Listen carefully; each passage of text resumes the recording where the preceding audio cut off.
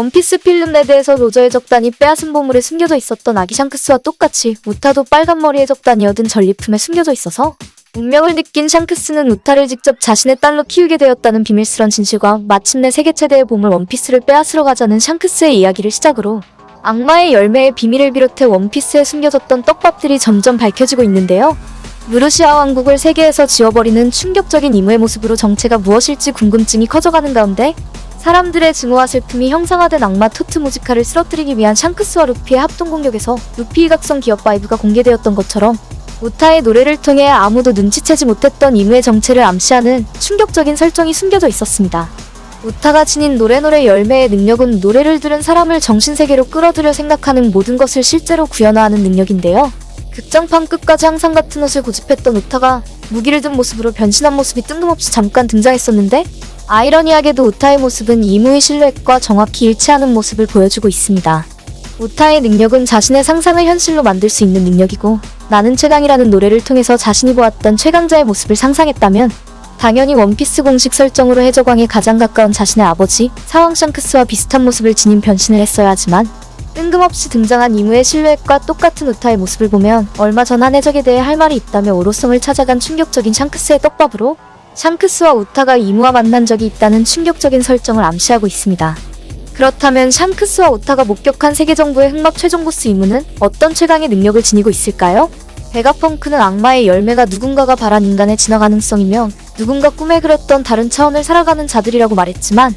반대로 자연의 어머니 바다에게 미움 바다 벌을 짊어지고 존재한다는 의미심장한 이야기를 털어놓았습니다. 새롭게 밝혀진 와노쿠니의 과거에서 마치 바다를 피하려는 듯 고대병기를 숨기기 위해 벽을 세워 빗물을 채워놓았다는 설정으로 미루어보면 누군가가 원피스 최강의 열매로 불리는 바다 열매를 지니고 있다는 사실을 알 수 있고 자연스럽게 능력자의 정체가 이무라는 충격적인 진실에 도달하게 됩니다.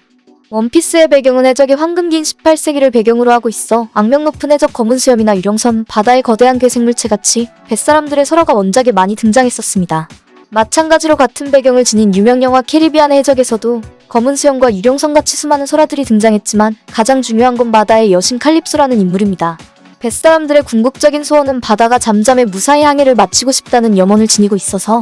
능력이 누군가 꿈에 그린 힘이라면 당연히 바다 열매가 존재한다는 사실을 예고하고 있지만 자연의 어머니 바다는 악마의 열매를 싫어하고 있고 동물계 열매는 인격을 잡아먹히는 경우가 많다는 떡밥으로 미루어보면 드물게 원피스에서 동물계를 제외한 다른 열매도 사람의 인격을 빼앗을 수 있다는 걸 암시합니다.